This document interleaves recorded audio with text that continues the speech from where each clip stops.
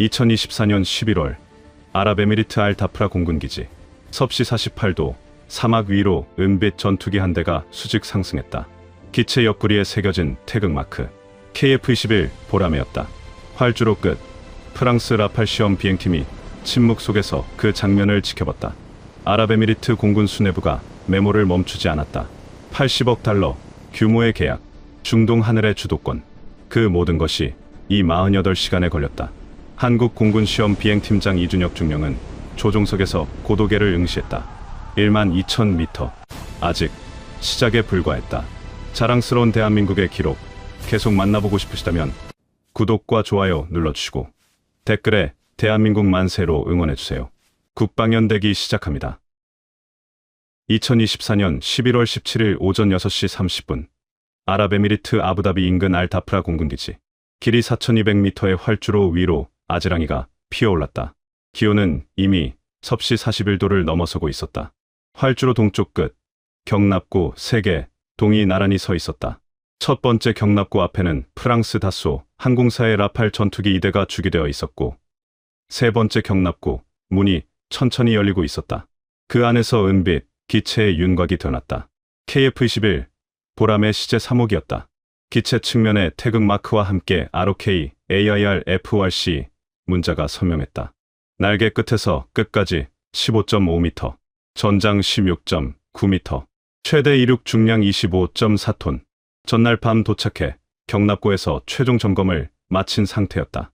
경납고 앞 아랍에미리트 공군 장성 5명이 선글라스 너머로 KF-21을 지켜봤다. 그중 한 명, 칼리드 알 마르주키 소장이 팔짱을 낀 채 고개를 끄덕였다. 그의 손에는 두툼한 평가 서류 뭉치가 들려 있었다. 80억 달러 계약서, 48대 도입 계획, 10년 정비 지원 조건까지 명시된 문서였다. 48시간. 그 짧은 시간 안에 모든 성능을 증명해야 했다. 대한민국 공군 시험 비행팀장 이준혁 중령이 경납고에서 걸어 나왔다. 비행복 차림의 헬멧 가방을 든 그의 눈빛은 담담했다.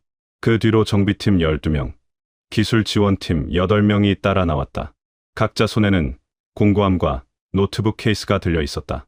이준혁 중령이 아랍에미리트 장성들을 향해 걸어가며 경례를 붙였다. 칼리드 소장이 악수를 청하며 시계를 가리켰다. 48시간. 이준혁 중령이 고개를 숙이며 악수에 응했다. 손바닥에서 땀이 흘렀다. 사막의 열기 때문만은 아니었다. 경납고 안 정비팀이 KF-21 최종 점검을 진행하고 있었다. 기체 표면 온도는 이미 섭씨 55도를 넘어서고 있었다. 사막 환경. 이것이 첫 번째 시험이었다. 유럽에서 설계된 라팔과 달리 KF-21은 한반도의 사계절 기후에 최적화되어 있었다. 극한의 열기 속에서 전자 장비가 버틸 수 있을지, 엔진 냉각 시스템이 제대로 작동할지 모든 것이 불확실했다. 정비팀장 박성훈 중사가 엔진 온도 센서를 점검하며 데이터를 확인했다. 냉각 시스템 정상 작동, 유압 압력 정상, 전자 장비 온도 허용 범위 내. 그 순간 첫 번째 경납고에서 프랑스 측 인원들이 나왔다. 선두는 장-르익 모랭 대령이었다. 라팔 수석 시험 비행사. 그는 이준혁 중령과 눈을 마주쳤다. 두 사람 사이로 열기가 흘렀다. 모랭 대령의 비행복에는 프랑스 공군 패치와 함께 다소 항공사 로고가 새겨져 있었다. 그 뒤로 프랑스 측 기술진 15명이 따라 나왔다. 이준혁 중령이 고개를 끄덕이며 인사를 건넸다. 모랭 대령이 KF-21을 훑어보며 짧게 말했다. 사막은 가혹한 곳이라고. 라팔은 이미 카타르, 이집트, 인도에서 검증을 마쳤다고. 이준혁 중령이 담담하게 답했다. 그래서 왔다고. 검증받으러. 모랭 대령이 뒤돌아섰다. 그의 등 뒤로 라팔 2대가 보였다. 프랑스 측 정비팀이 이미 기체 점검을 마치고 있었다. 엔진 커버가 열려 있었고 기술진들이 센서를 연결하며 데이터를 확인하고 있었다. 라팔의 스네크마 M88 엔진은 이미 수천 시간의 사막 비행 기록을 보유하고 있었다. 반면 KF-21의 F414 엔진은 중동 환경에서 첫 시험이었다. 칼리드 소장이 시계를 확인하며 일정을 알렸다. 오전 10시 첫 비행 평가 시작. 고도 1만 미터 최대 속도 시험. 두 기종 동일 조건. 아랍에미리트 측 관찰단 15명이 관제탑으로 이동했다. 그 안에는 미국 국방부 무관 2명, 중국 군사 전문가 1명, 러시아 항공산업 분석가 한 명이 포함되어 있었다. 미국 측 무관은 노트북을 켜며 위성 통신을 준비했다. 워싱턴 국방부로 실시간 보고가 올라갈 예정이었다. 중국 측 전문가는 망원경 렌즈가 달린 카메라를 꺼냈다. 러시아 분석가는 주파수 스캐너를 점검했다. 80억 달러 계약, 48대의 전투기, 중동 방공 체계의 재편, 모든 것이 이 48시간 안에 결정될 예정이었다. 이준혁 중령이 KF-21 조종석을 올려다봤다. 기체 표면이 사막 햇빛을 반사하며 빛났다. 박성훈 중사가 다가와 최종 상황을 보고했다. 연료 주입 완료. 전자 체계 점검 이상 없음. 레이더 시스템 정상 작동. 이준혁 중령이 손으로 기체 날개를 쓰다듬었다. 금속 표면이 뜨겁게 달아올라 있었다. 48시간. 모든 것을 보여줘야 했다. 성능뿐만 아니라 신뢰도, 정비성, 극한 환경 적응력까지. 대한민국 방산 수출의 미래가 걸려 있었다. 오전 9시 30분. 활주로의 첫 번째 시험 준비가 완료되었다. 첫 번째 경납고에서 라팔 엔진 시동 소리가 울렸다. 고메 제트 엔진 소리가 기지 전체를 뒤흔들었다. 모랭 대령이 조종석에 올라 헬멧을 착용하고 있었다. 프랑스 측 지상 요원들이 기체 주변을 최종 점검했다. 이준혁 중령이 헬멧을 집어들었다. 그의 눈빛이 날카로워졌다. 관제탑 창문 너머로 칼리드 소장이 망원경을 들고 활주로를 바라보고 있었다. 미국 무관이 노트북 화면을 응시했다. 중국 전문가가 카메라 셔터를 눌렀다. 러시아 분석가가 주파수 분석기를 켰다. 사막의 전쟁이 시작되었다. 오전 9시 58분 활주로 서쪽 끝. 프랑스 라팔 1호기가 먼저 이륙 대기선에 섰다.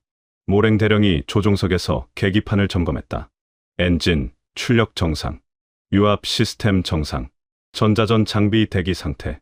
관제탑에서 이륙 허가가 떨어졌다. 라팔의 M88 엔진 2기가 동시에 포효했다. 추력 7.5톤씩. 총 15톤의 힘이 기체를 밀어냈다. 12초 만에 시속 280km. 기수가 들렸다. 활주거리 450m. 라팔이 사막 하늘로 치솟았다. 상승, 각도 35도. 초당 75m씩 고도를 높여갔다. 관제탑 안. 아랍에미리트 장성들이 스톱워치를 확인했다. 칼리드 소장이 메모를 했다. 이륙 12초. 상승률 분당 4,500m. 중국 측 전문가가 망원경으로 기체를 추적했다. 미국 무관이 노트북에 숫자를 입력했다.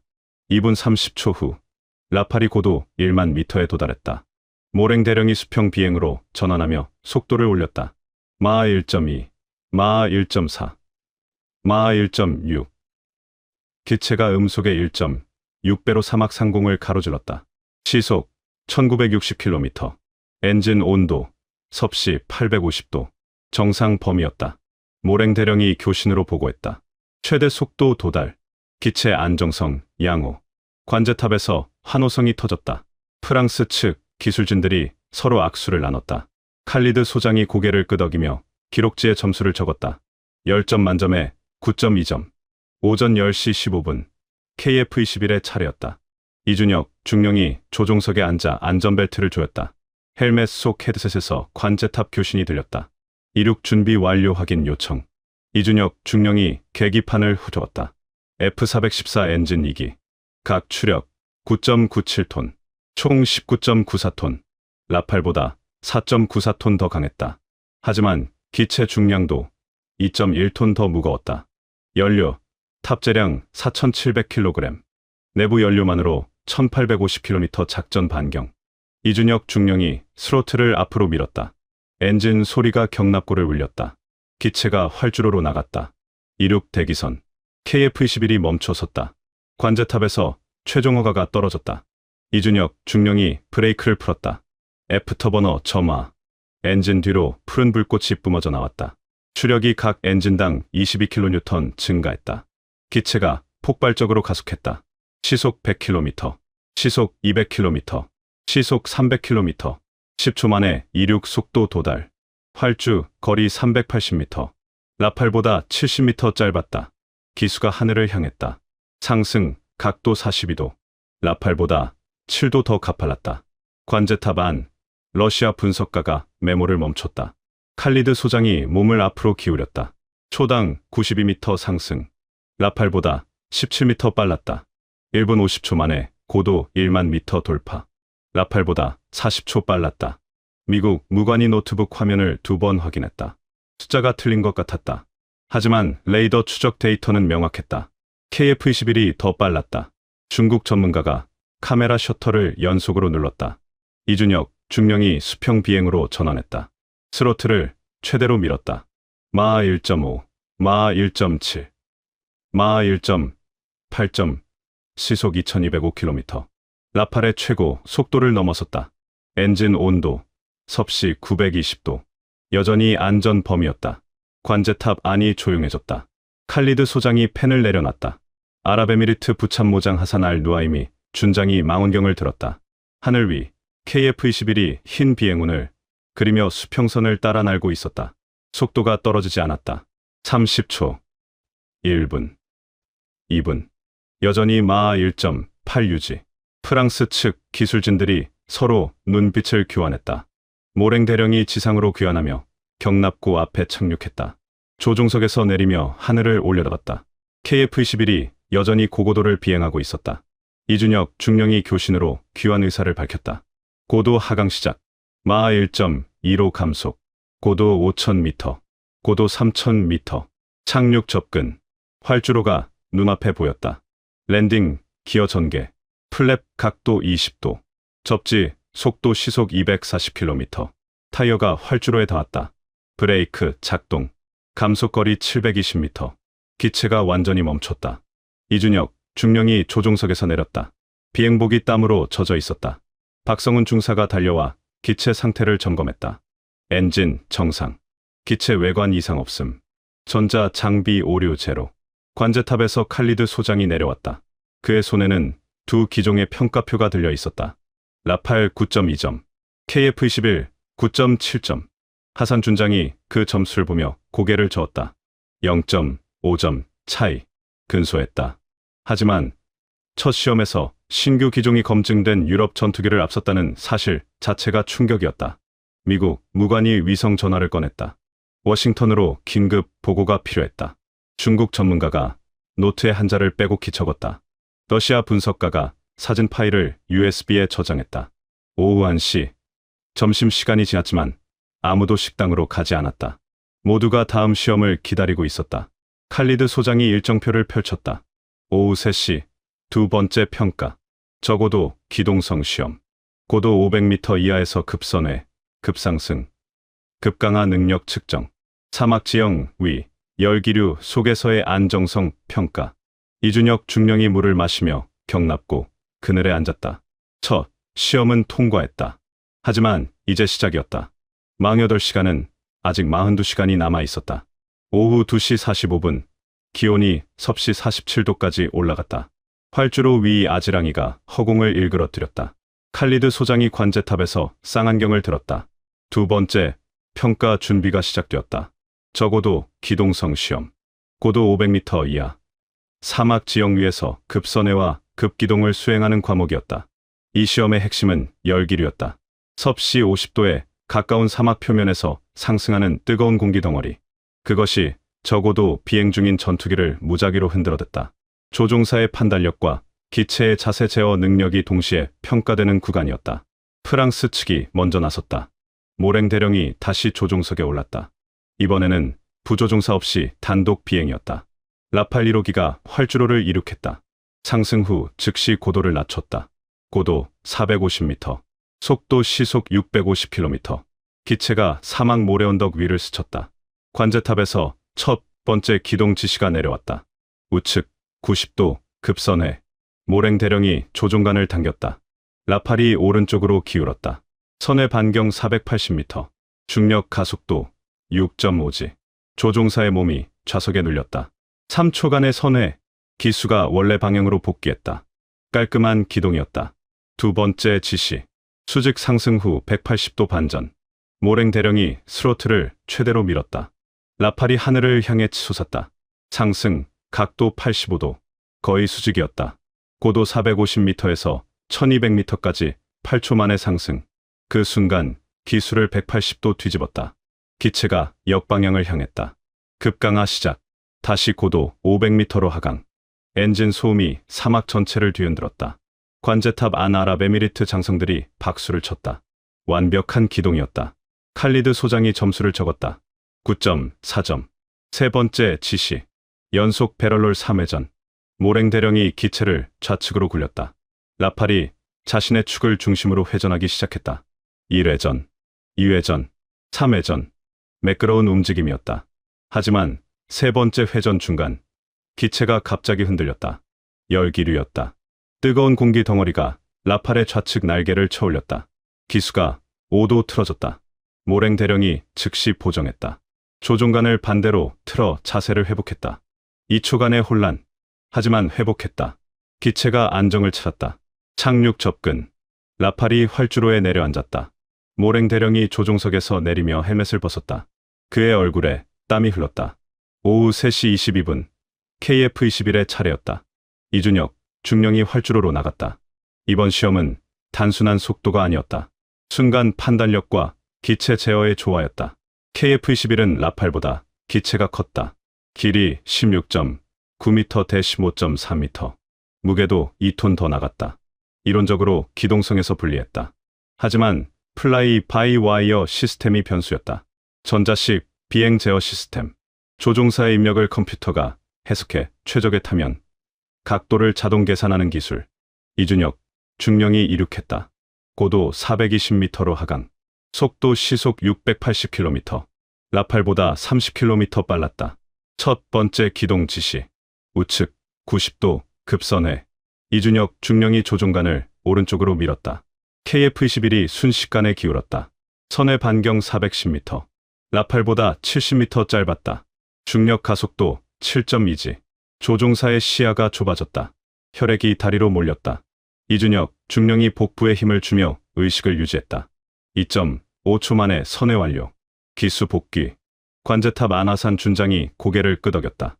칼리드 소장이 스톱워치를 확인했다. 라팔보다 0.5초 빨랐다. 두 번째 지시. 수직 상승 후 180도 반전. 이준혁, 중령이 스로틀을 당겼다. KF-21이 하늘로 치솟았다. 상승, 각도 88도. 라팔보다 3도 더 가팔랐다. 고도 420m에서 1350m까지 7초 만에 상승. 1초 더 빨랐다. 정점에서 기수를 뒤집었다.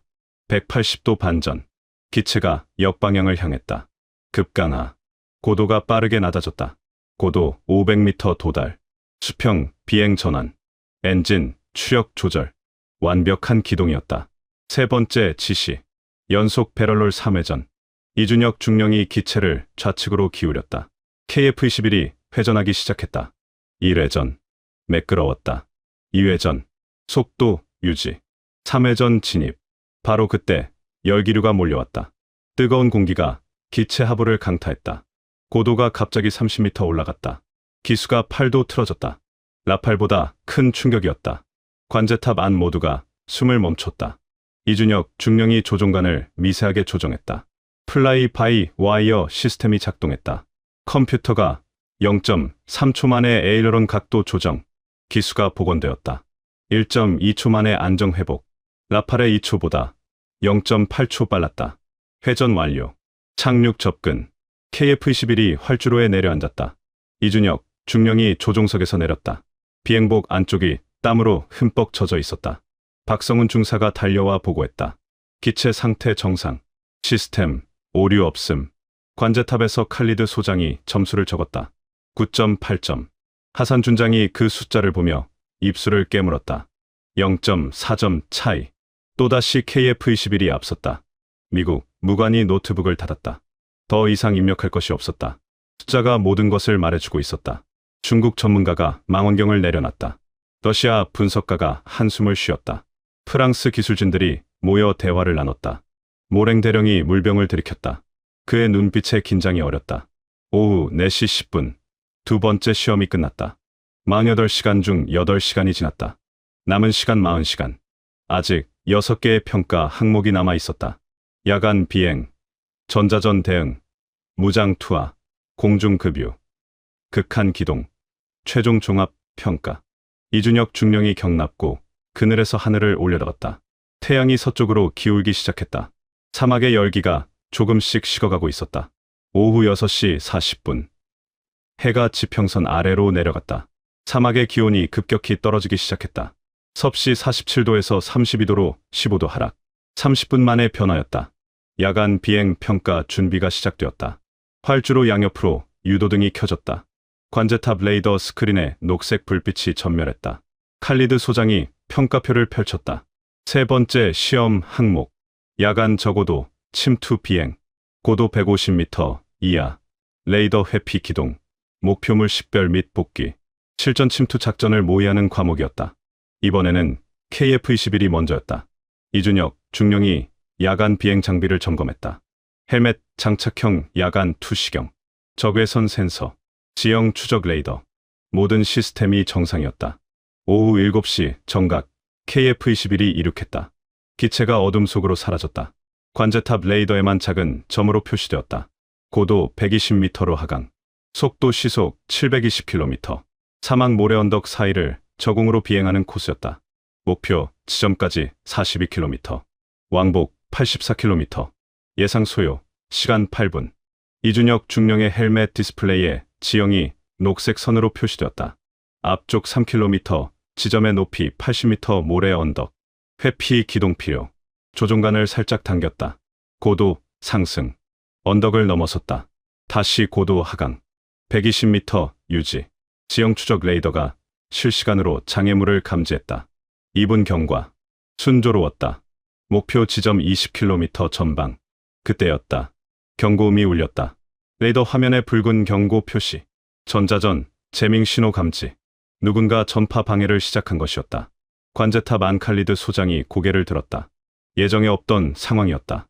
아랍에미리트 측 전자전 부대가 임의로 재밍을 가동한 것이었다. 실전 상황 재현이라는 명분이었다.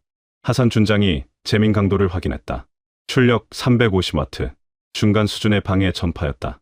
이준혁 중령의 헬멧 디스플레이가 깜빡이기 시작했다. 지형 정보가 끊겼다. 다시 나타났다. 반복했다. GPS 신호 약화. 위치 정확도 오차 범위 플러스 마이너스 150m. 야간 저고도 비행에서 치명적인 수치였다. 이준혁 중령이 수동 조종으로 전환했다. 유관과 고도계에만 의존. 앞이 보이지 않았다. 야간 투시경으로 겨우 500m 전방까지 식별 가능. 속도를 시속 580km로 감속. 안전을 위한 선택이었다. 하지만 평가 점수가 깎일 것이 분명했다. 목표 지점까지 12km. 재밍이 계속되었다. 화면 깜빡임 횟수 증가. 이준혁 중령이 이를 악물었다. 고도계 숫자만 응시했다. 120m, 115m, 125m. 손으로 미세 조정. 땀이 헬멧 안쪽으로 흘렀다. 7분 30초 후 목표 지점 도달. 지상에 설치된 적외선 표지판을 식별했다. 확인 완료. 복귀 시작. 180도 선회. 재밍이 여전히 지속되었다. 돌아가는 길. 방향 감각에만 의존. 나침반 수치와 별자리 위치로 방향 유지. 원시적인 방법이었다. 5분 경과. 기지까지 18km. 재밍 강도가 갑자기 높아졌다. 출력 520W로 증가. 디스플레이가 완전히 꺼졌다. 암흑이었다. 이준혁 중령이 고도계만 확인했다. 숫자가 흔들렸다. 110m, 105m. 너무 낮았다. 조종간을 당겼다. 130m로 상승. 관제탑에서 칼리드 소장이 레이더를 주시했다. KF-21의 움직임이 불안정했다. 좌우로 흔들리며 비행하고 있었다. 속도도 시속 520km까지 떨어졌다. 중국 전문가가 메모를 적었다. 전자전 취약성. 러시아 분석가가 고개를 끄덕였다. 미국 무관이 노트북에 입력했다. 재밍 대응 능력 부족. 프랑스 측 기술진들이 미소를 지었다. 모랭 대령이 팔짱을 꼈다. 라팔은 탈레스 4의 스펙트라 전자전 시스템을 탑재하고 있었다. 재밍 대응에 특화된 장비였다. 8분 20초 후 KF-21이 기지 상공에 도착했다. 착륙 접근. 하지만 문제가 있었다. 활주로 유도등이 보이지 않았다. 재밍 때문에 전자 시스템이 혼란 상태였다. 이준혁 중령이 유관으로 활주로를 찾았다. 어둠 속에서 희미한 불빛. 거기였다. 접근 각도 3도. 랜딩 기어 전개. 플랩 각도 25도.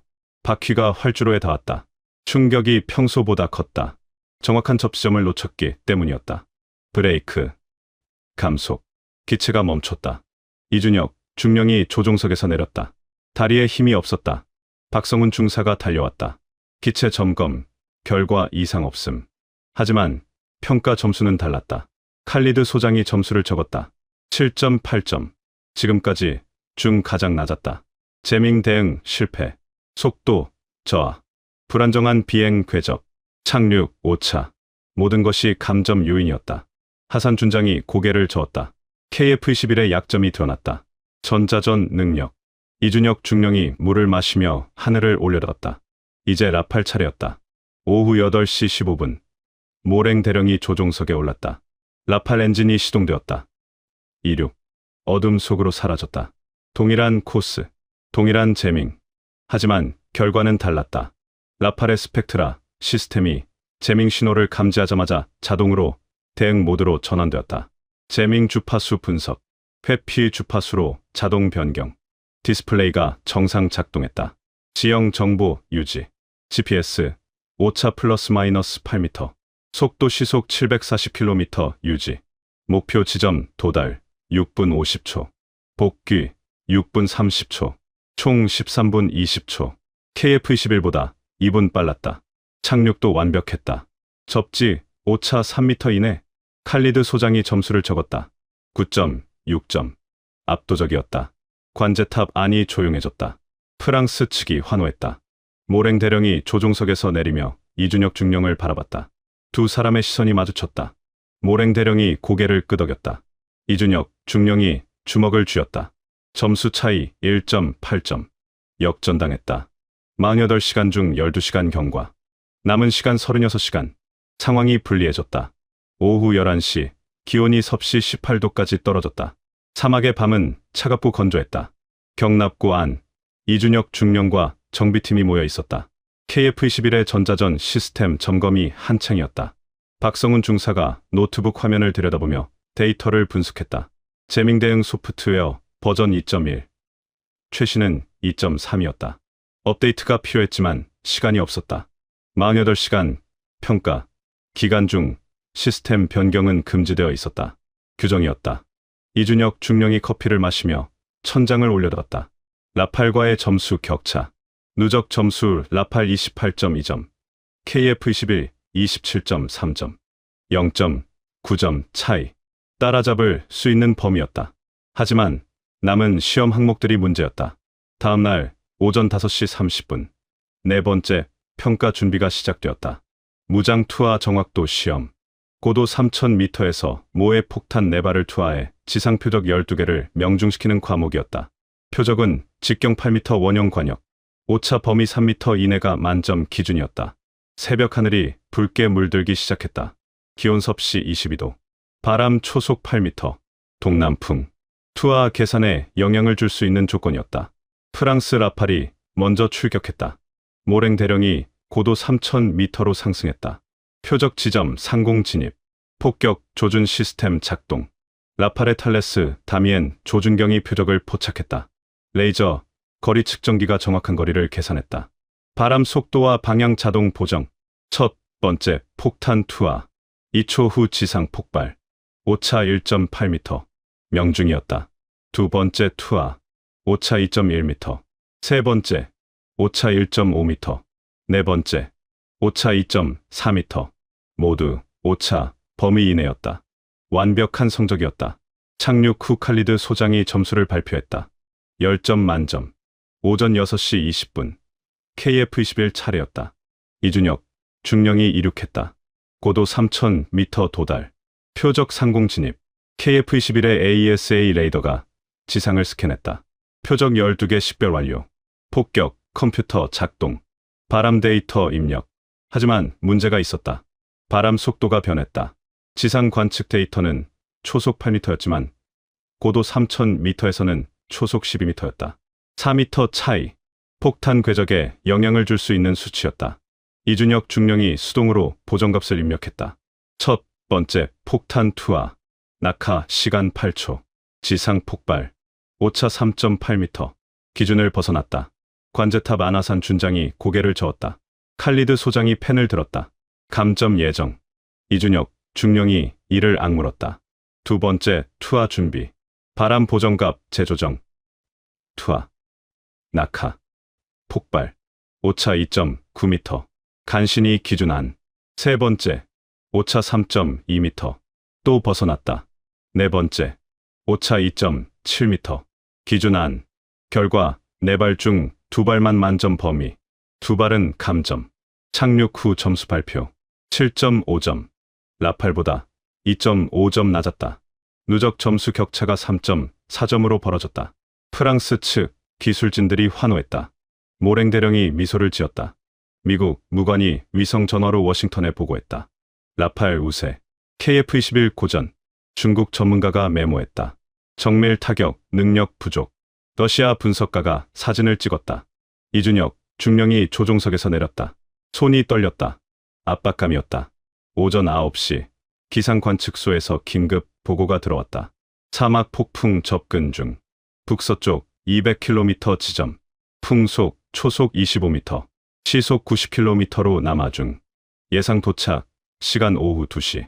칼리드 소장이 일정표를 확인했다. 오후 1시 5번째 평가 예정. 공중급유 시험. 고도 5000m에서 급유기와 도킹해 연료를 받는 과목. 정밀한 기체 제어가 필요한 고난도 시험이었다. 하지만 폭풍이 오고 있었다. 연기 가능성이 있었다. 하산 준장이 제안했다. 일정 앞당기기. 오전 11시로 변경. 폭풍 도착 3시간 전. 칼리드 소장이 승인했다. 아랍에미리트 공군 KC-130 급유기가 긴급 출격 준비를 시작했다. 이준혁 중령이 물을 마셨다. 목이 말랐다. 밤새 2시간밖에 자지 못했다. 눈꺼풀이 무거웠다. 하지만 포기할 수 없었다. 80억 달러 계약. 대한민국의 명예. 방산 수출 역사. 모든 것이 걸려 있었다. 오전 10시 45분. 하늘 서쪽에 검은 구름이 보이기 시작했다. 폭풍의 전조였다. 바람이 강해졌다. 초속 15m. 활주로 위 모래가 날렸다. 금유기가 먼저 이륙했다. 고도 5000m로 상승. 대기, 궤도 진입.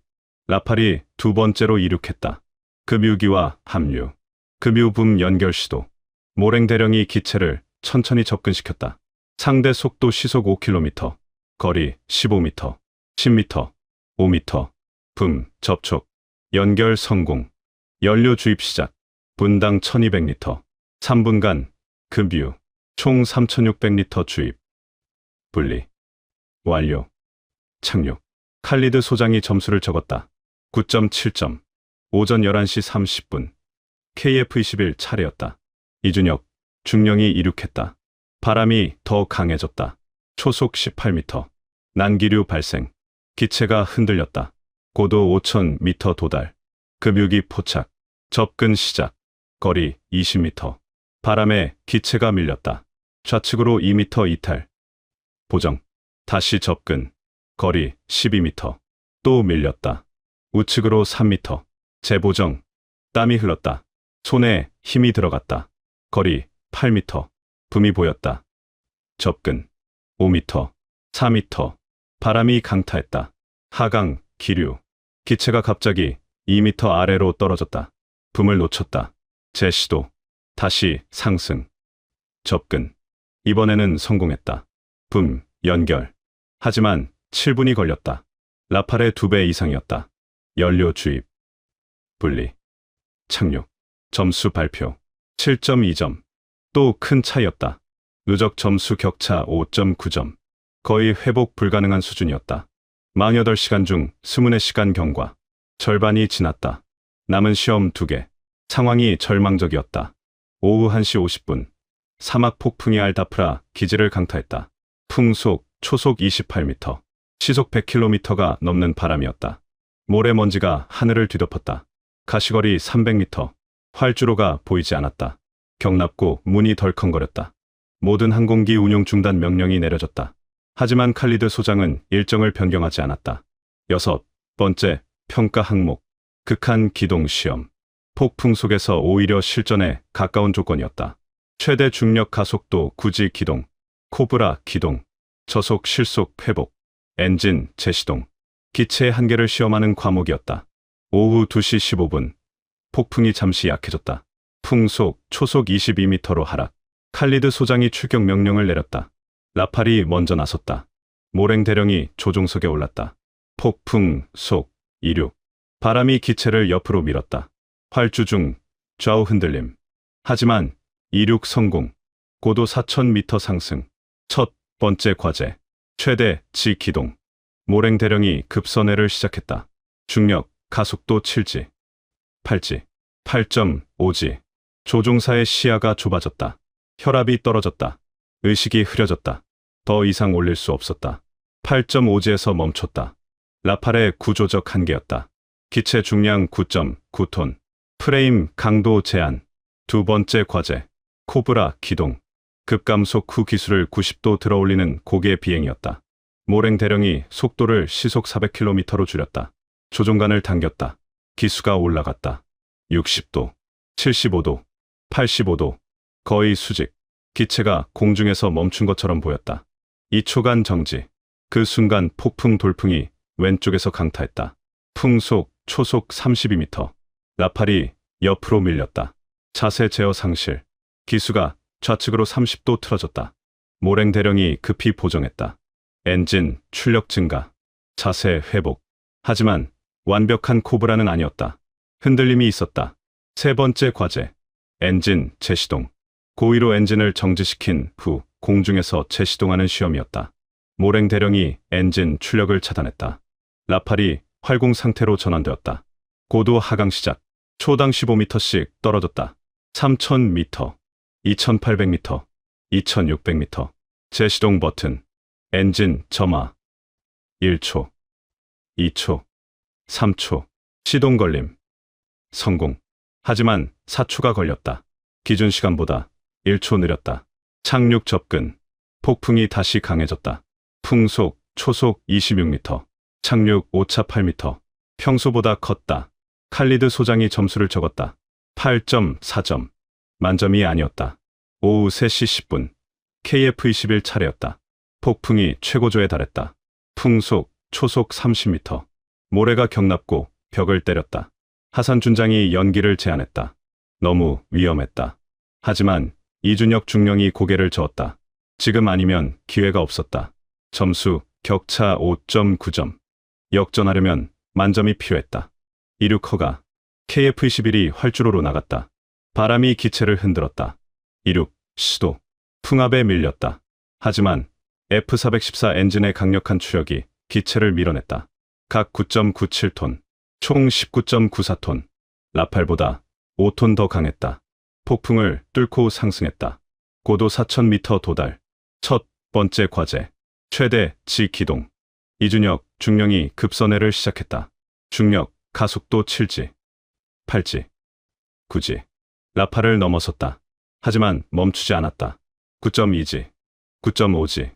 KF-21의 티타늄 합금 프레임이 버텼다. 기체 중량 11.9톤이지만 구조 강도는 더 높았다. 최신 설계였다. 9.5지 유지. 5초간 지속. 관제탑 안 모두가 숨을 멈췄다. 중국 전문가가 일어섰다. 러시아 분석가가 카메라를 들었다. 미국 무관이 노트북을 응시했다. 9.5지. 신기록이었다. 두 번째 과제. 코브라 기동. 이준혁 중령이 속도를 줄였다. 시속 380km. 조종관을 당겼다. 기수 상승. 70도, 85도, 92도. 수직을 넘어섰다. 기체가 공중에 멈췄다. 그때 돌풍이 왔다. 풍속, 초속 35m. KF-21이 흔들렸다. 하지만 플라이 바이 와이어 시스템이 즉각 반응했다. 0.2초 만에 타면 각도 자동 조정. 기수 자세 유지. 흔들림 최소화. 3초간 정지 자세 유지. 완벽한 코브라였다. 기수 하강. 수평 비행 복귀. 성공. 세 번째 과제. 엔진 재시동. 이준혁 중령이 엔진을 정지시켰다. KF-21이 활공 상태. 고도 하강. 초당 18m. 라팔보다 3m 빨랐다. 무거운 기체의 단점이었다.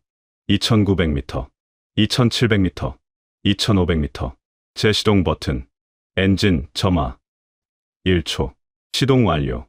라팔의 4분의 1시간. F414 엔진의 신속 시동 기술이었다. 관제탑 안이 술렁였다. 칼리드 소장이 펜을 놓았다. 하산 준장이 고개를 들었다. 착륙 접근. 폭풍 속 하강. 풍속 초속 32m. 난기류 심각. 기체가 심하게 흔들렸다. 하지만 이준혁 중령이 침착하게 조종했다. 랜딩, 기어 전개, 플랩 각도 22도. 접지, 오차 4m. 폭풍 속에서 놀라운 정확도였다. 브레이크, 정지. 조종석에서 내렸다. 모래바람이 얼굴을 때렸다. 눈을 뜰 수 없었다. 하지만 해냈다. 칼리드 소장이 점수를 발표했다. 10점 만점. 관제탑 안이 조용해졌다. 프랑스 측이 경직되었다. 모랭 대령이 입술을 깨물었다. 미국 무관이 위성 전화를 들었다. 중국 전문가가 메모를 멈췄다. 러시아 분석가가 한숨을 쉬었다. 누적 점수 격차 4.3점으로 축소. 아직 역전은 아니었다. 하지만 가능성이 보였다. 마지막 시험이 남아 있었다. 48시간 중 36시간 경과. 남은 시간 12시간. 최종 종합 평가가 다음 날 새벽을 기다리고 있었다. 다음 날 오전 4시 30분. 폭풍이 지나갔다. 사막 하늘이 맑았다. 별이 총총히 박혀 있었다. 기온 섭씨 16도. 활주로 위 모래가 쓸려 나가고 깨끗한 콘크리트가 드러났다. 최종 종합 평가 시간이었다. 7번째 시험. 모든 과목을 통합한 실전 시나리오. 적 레이더 회피, 목표 타격, 공중전 기동, 귀환까지 총 32분 코스였다. 배점 15점. 지금까지 중 가장 높았다. 이 시험으로 모든 것이 결정될 예정이었다. 칼리드 소장이 시나리오를 설명했다. 북쪽 250km 지점 가상적 기지 침투. 적어도 접근으로 레이더 회피. 지상 목표물 3개 타격. 귀환 중 적 전투기 2대와 조우. 모해 공중전. 격추 후 기지 복귀. 시간 제한 32분. 초과 시 감점. 실전과 동일한 조건이었다. 아랍에미리트 공군 F-16 2대가 적기 역할로 대기 중이었다. 조종사들은 아랍에미리트 최정예 비행대 소속이었다. 실력자들이었다. 오전 5시. 라팔이 먼저 출격했다. 모랭 대령이 적어도 120m로 비행했다. 북쪽으로 향했다. 속도 시속 780km. 레이더 회피 성공. 12분 후 목표 지점 도달. 폭탄 투하. 첫 번째 목표 명중. 오차 2.1m. 두 번째 명중. 오차 1.8m. 세 번째 명중. 오차 2.4m. 완벽했다. 귀환 시작. 고도 3000m로 상승. 그때 F-16 2대가 나타났다. 좌우에서 협공. 모랭 대령이 급선회로 회피했다. 첫 번째 F-16을 레이더로 조준. 모해 미사일 발사. 명중 판정. 격추. 하지만 두 번째 F-16이 뒤를 잡았다. 6시 방향. 위험한 위치였다. 모랭 대령이 급강화로 빠져나왔다. 고도 1500m로 하강. F-16이 따라왔다. 선회전. 3바퀴 회전. 서로 꼬리를 물려는 싸움. 2분 30초 경과. 마침내 모랭 대령이 위치 선점. 모해 미사일 발사. 명중. 두 번째 격추. 귀환. 착륙. 총 소요 시간 31분 45초. 기준 시간 내 칼리드 소장이 점수를 적었다. 14.5점. 거의 만점이었다. 누적 점수 라팔 51.1점. KF-21이 만점을 받아도 50.8점. 0.3점 부족. 역전 불가능. 프랑스 측이 환호했다. 모랭 대령이 조종석에서 내리며 미소를 지었다. 80억 달러 계약. 승리가 확정된 것처럼 보였다. 오전 6시 15분. KF-21 차례였다. 이준혁 중령이 마지막으로 조종석에 올랐다. 헬멧을 쓰며 심호흡을 했다. 불가능한 상황. 만점을 받아도 부족했다. 하지만 포기할 수 없었다. 이륙. 적어도 100m. 라팔보다 20m 낮았다. 더 위험했지만 레이더 회피 확률이 높았다. 속도 시속 820km. 라팔보다 40km 빨랐다. 7분 만에 목표 지점 도달. 1분 단축. 폭탄 투하 준비. 조준. 첫 번째 투하. 명중. 오차 1.2m. 두 번째. 오차 0.9m. 세 번째. 오차 1.1m. 모두 라팔보다 정확했다. 귀환 시작. 고도 상승. 3500m. F-16 2대 출현. 동일한 시나리오. 하지만 이준혁 중령의 대응이 달랐다. 즉시 수직 상승. 고도 6000m로 급등. F-16들이 따라왔다. 상승률 차이 KF-21이 더 빨랐다. 고도, 우위 선점, 급강하 반전, F-16 첫 번째 기체 위로 진입, 모해 미사일 발사, 명중, 격추, 1분 만에 첫 번째 처리, 라팔보다 빨랐다. 두 번째 F-16이 측면에서 접근, 이준혁, 중령이 배럴롤 기동, 기체를 회전시키며 위치 변경, F-16의 조준을 벗어났다. 동시에 반격 위치 선점, 모해 미사일 발사, 명중, 두 번째 격추, 공중전 종료, 총 소요 시간 1분 40초, 라팔의 2분 30초보다 50초 빨랐다. 귀환, 속도 유지, 시속 850km, 기지 접근, 착륙, 총 소요 시간 28분 50초, 라팔보다 2분 55초 빨랐다. 관제탑 안이 술렁였다. 칼리드 소장이 계산기를 두드렸다. 목표 명중률, 공중전 처리 시간, 총 소요 시간 모두 우수. 점수 계산, 15점 만점. 하산 준장이 눈을 크게 떴다. 미국 무관이 일어섰다. 중국 전문가가 메모를 떨어뜨렸다. 누적 점수 발표. KF-21 50.8점, 라팔 51.1점. 여전히 0.3점 차이. 라팔 승리. 프랑스 측이 다시 환호했다. 하지만 칼리드 소장이 손을 들었다. 조용히 하라는 신호였다. 그가 추가 점수표를 꺼냈다. 기술 평가 보너스, 혁신성, 발전 가능성, 정비 편의성 항목, 각 0.5점씩, 총 1.5점. 평가단 투표로 결정. 아랍에미리트 장성 5명이 투표했다. 결과 집계. KF-21 혁신성 0.5점, 발전 가능성 0.5점, 정비 편의성 0.3점, 총 1.3점 추가. 최종 점수 KF-21 52.1점, 라팔 51.6점. 역전이었다. 0.5점 차이. 관제탑 안이 조용해졌다. 프랑스 측이 얼어붙었다.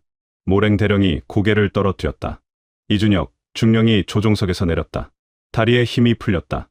박성훈 중사가 달려와 부축했다. 48시간이 끝났다. 승리였다. 2024년 11월 19일 오후 2시 계약 서명식이 거행되었다. 알다프라 기지 본부 회의실.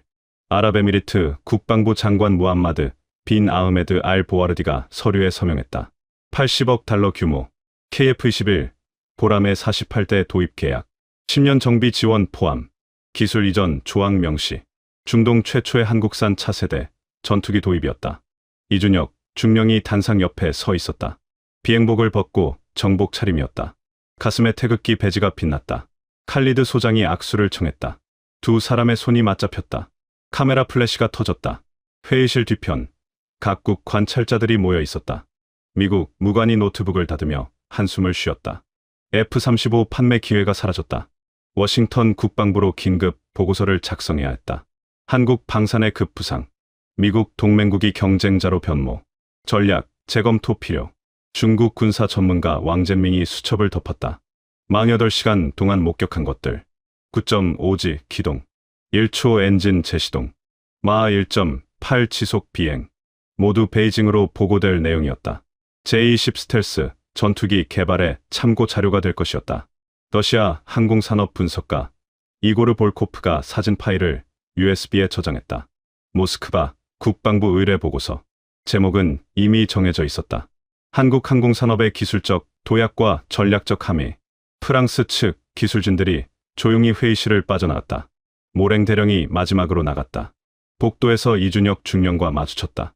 두 사람이 멈춰 섰다. 모랭 대령이 먼저 손을 내밀었다. 악수. 말은 없었다. 필요 없었다. 48시간 동안 하늘에서 나눈 대화가 전부였다. 모랭 대령이 고개를 숙이며 떠났다. 그의 뒷모습이 복도 끝으로 사라졌다. 오후 5시 한국 정비팀이 KF-21을 경납고에서 분해하기 시작했다. 다시 CL-30 수송기에 실어야 했다. 귀국 준비였다. 박성훈 중사가 기체 날개를 쓰다듬었다. 48시간 동안 7번의 비행. 단 한 번의 오류도 없었다. 엔진 가동률 100%, 전자 시스템 고장률 0%. 완벽했다. 그가 공구함을 집어들며 중얼거렸다. 잘했다고, 고생했다고. 기체에게 하는 말이었다. 저녁 7시 이준혁 중령이 혼자 활주로 끝에 섰다. 사막 하늘에 별이 쏟아졌다. 48시간 전, 이곳에 처음 도착했을 때가 떠올랐다. 불확실함, 압박감, 두려움, 모든 것이 어제 일 같았다. 하지만 끝났다. 이겼다. 대한민국이 이겼다. 그는 주머니에서 작은 태극기 배지를 꺼냈다. 아버지가 베트남 전쟁에서 가져온 것이었다. 60년 전 전투기 정비사였던 아버지. 미군 F4 팬텀을 정비하며 언젠가 우리 전투기를 만들겠다고 다짐했던 사람. 이준혁 중령이 배지를 하늘에 들어 올렸다. 아버지, 해냈습니다. 그가 작게 말했다. 2025년 3월. 첫 번째 KF-21이 아랍에미리트로 인도되었다. 이후 6개월마다 8대씩 순차 인도. 2028년 완료 예정. 아랍에미리트 공군 조종사 32명이 한국으로 파견되어 훈련을 받았다. 사천 공군기지. 그들은 KF-21을 배우며 놀라워했다. 성능뿐만 아니라 정비 편의성까지. 라팔보다 정비 시간이 40% 짧았다. 부품 교체가 쉬웠다. 정비 교범이 명확했다. 실전 운용성이 뛰어났다. 2026년 사우디아라비아가 KF-21 48대 추가 도입을 타진했다. 계약 규모 75억 달러. 2027년 카타르가 관심을 표명했다. 36대 도입 협상 시작. 중동 하늘이 바뀌기 시작했다. 유럽 전투기의 동무대가 끝났다. 한국 전투기가 새로운 선택지로 떠올랐다. 이준혁 중령은 2025년 대령으로 진급했다. 공군본부 전력발전부장으로 보직을 받았다. 차세대 전투기 개발 총괄. KF-21의 다음 모델을 준비하는 자리였다. 2029년 가을. 이준혁 대령이 사천 기지를 다시 찾았다. KF-21 200호기 출고식이었다. 경납고 앞에 은빛 기체가 서 있었다. 5년 전 알타프라 사막을 날았던 그 기체와 같은 모양. 하지만 더 발전했다. 스텔스 성능 강화, 전자전 시스템 업그레이드, 엔진 출력 증가. 이준혁 대령이 기체 앞에 섰다. 48시간이 떠올랐다. 사막의 열기, 폭풍, 압박, 그리고 승리. 그 모든 것이 이 자리를 만들었다. 200대. 그중 절반이 수출용이었다. 대한민국 방산 역사의 새 장이었다. 기록은 숫자가 아니라 사람이 만드는 것이다. 48시간 동안 사막 하늘을 날았던 조종사, 밤새 기체를 정비했던 정비사, 멀리서 지켜본 관찰자들, 모두가 역사의 일부였다. 그들이 증명한 것은 단순한 기술력이 아니었다. 포기하지 않는 의지였다. 불가능해 보이는 상황에서도 끝까지 최선을 다하는 정신이었다. 그것이 대한민국이 세계에 보여준 진짜 힘이었다. 그래서 이 이야기는 기록되어야 한다. 앞으로 올 세대들이 기억해야 할 이유다. 오늘 영상이 좋으셨다면 구독과 좋아요, 댓글로 응원해주세요. 끝까지 시청해주셔서 감사합니다.